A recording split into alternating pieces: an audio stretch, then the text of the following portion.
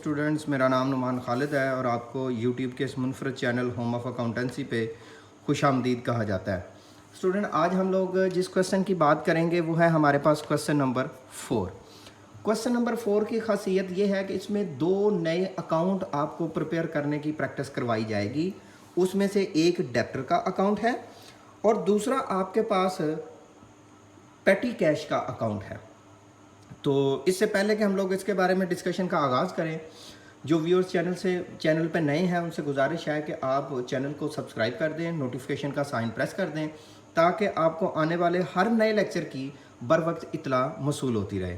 Student, question number 4 को read करते हैं। From the following detail regarding to the Sialkot branch, prepare a branch account in respect of the year 2010 से मुतल्लिका ये हमें कुछ अकाउंट प्रिपेयर करना है। जैसा कि हमारे पास स्टॉक ऑन 1/1/2010 ये आपके लिए ओपनिंग स्टॉक है।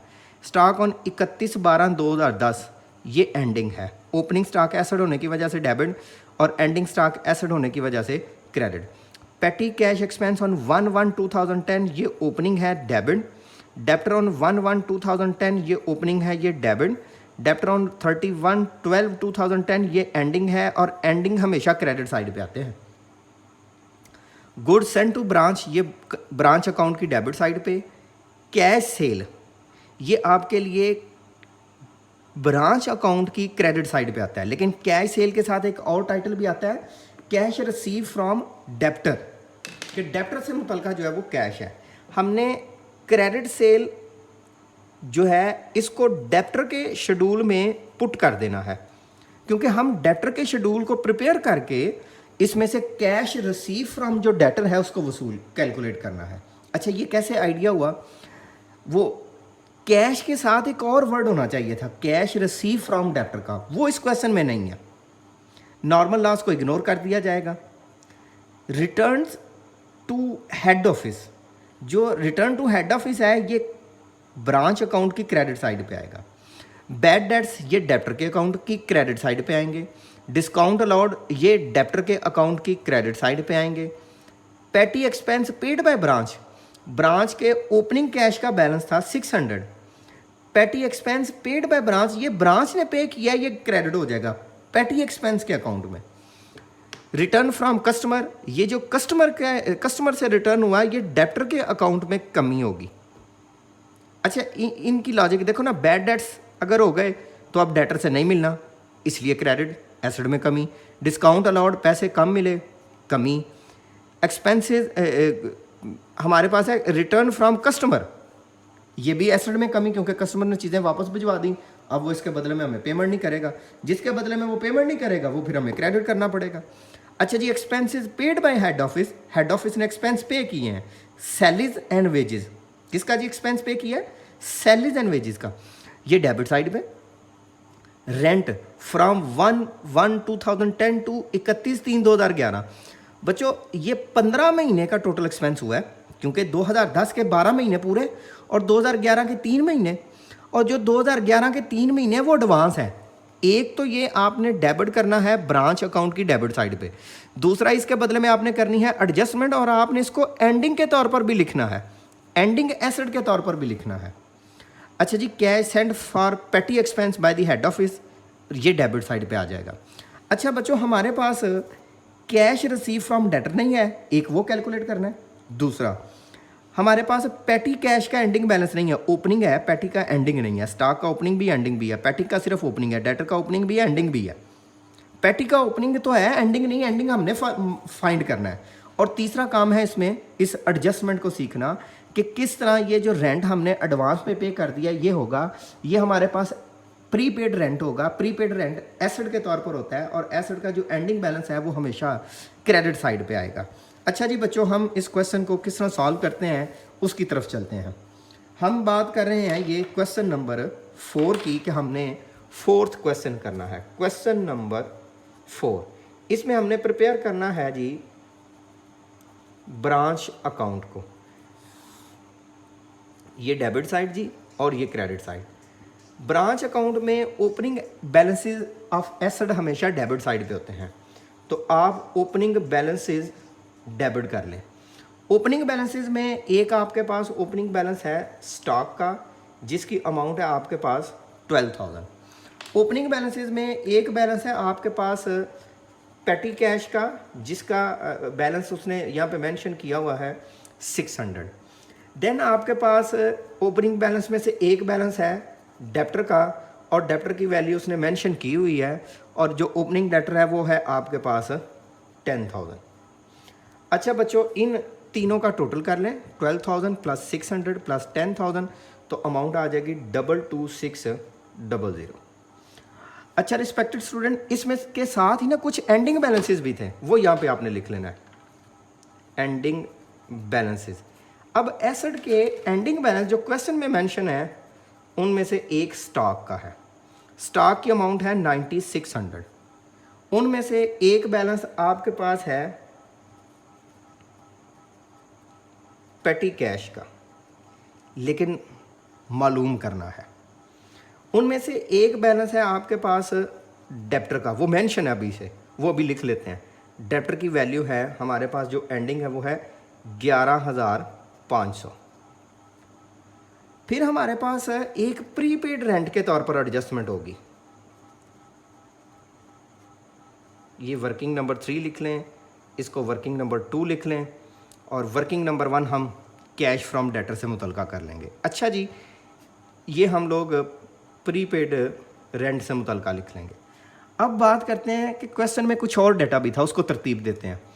हमारे पास पहला था ओपनिंग स्टॉक, वो हमने यहाँ पे लिख दिया। फिर था एंडिंग 9600, हमने यहाँ पे लिख दिया। फिर था पेटी कैश एक्सपेंस ओपनिंग, वो हमने यहाँ पे लिख दिया।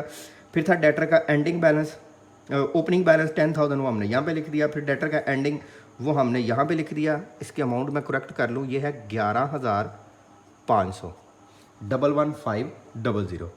अच्छा बच्चों, फिर था गुड्स सेंट टू ब्रांच, वो डेबिट होता है। Goods sent to branch amount है आपके पास 42,000। नेक्स्ट हमारे पास है कैश। कैश की दो चीज़ें हैं, एक तो कैश सेल है और एक रिसीव फ्रॉम डेप्टर है। जो कैश सेल की अमाउंट है वो आपके पास 25,800 की है। अब कैश रिसीव फ्रॉम डेटर हमने कैलकुलेट करना है, इसके लिए वर्किंग नंबर 1 कर लेते हैं। यहाँ पे आप ऐसा करें कि डेप्टर का अकाउंट बना लें। याद रहे कि डेप्टर एक एसेट है, एसेट में अदाफा डेबिट है, तो ओपनिंग बैलेंस भी डेबिट साइड पे है। एसेट में कमी क्रेडिट है, तो एसेट का एंडिंग बैलेंस भी क्रेडिट साइड पे है। एसेट का ओपनिंग बैलेंस मेंशन है, डेप्टर का ओपनिंग बैलेंस 10,000 है, डेप्टर का एंडिंग बैलेंस आपके पास है 11,500। डेप्टर में अजाफा जो होता है बच्चों, वो हमारे पास तब अजाफा होता है जब हम लोग क्रेडिट सेल करते हैं, और वो क्वेश्चन में मेंशन है, वो है 36,000। डेटर में कमी तब होती है जब बैड डेट्स हो जाएं, जब गुड्स रिटर्न हो जाए, जब हम किसी को डिस्काउंट अलाउ कर दें, या फिर हम किसी से पैसे वसूल कर लें। इस क्वेश्चन में आपके पास रिटर्न टू हेड ऑफिस के नाम से एक अमाउंट है, वो आपके पास ब्रांच की क्रेडिट साइड पे आ जाएगा।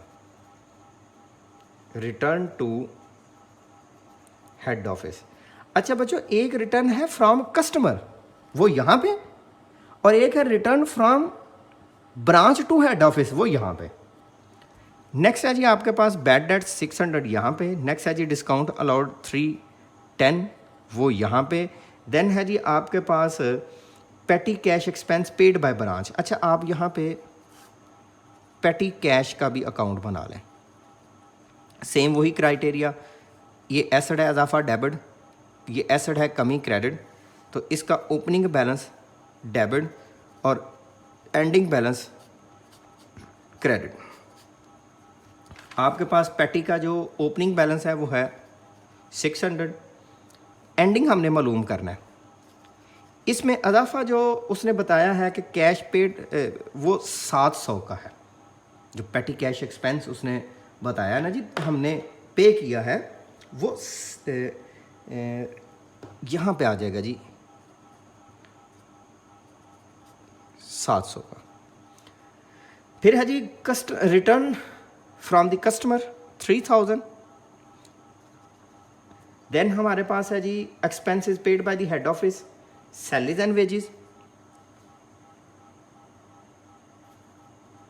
कैश के रेफरेंस है, सैलरीज एंड वेजेस अमाउंट है 8400 की।